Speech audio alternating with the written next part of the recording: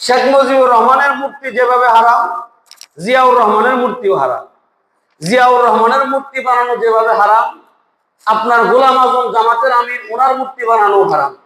যদি আবু সাইদ মুগ্ধর মূর্তিও বানা, সেটা কি হালাল হয়ে যাবে নাকি? হারাম সবার জন্যই হারাম, নাজায়েজ সবার জন্যই নাজায়েজ, হালাল সবার জন্যই হালাল। কথাটা বুঝাইতে পারছি? সুতরাং ব্যক্তিগতভাবে কারো প্রতি আমাদের কোনো আক্রোশ নাই, আমাদের আক্রোশ হলো মাসালা নিয়ে।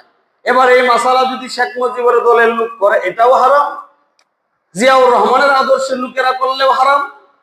এরপরে আপনার এনসিপি পার্টি, যারা জাতীয় নাগরিক পার্টি, তারা করলেও হারাম। চরমনাই পিসাবে করলেও হারাম। জামাত ইসলাম করলেও কি হারাম। হারাম, এটা সবার জন্যই কি হারাম।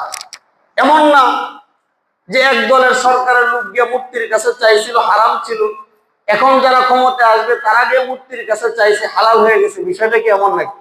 হারাম যেটা সকলের জন্যই কি হারাম। আল্লাহ পাক রব্বুল আলামিন স্পষ্ট কোরআনে কারীমের মধ্যে বলেন,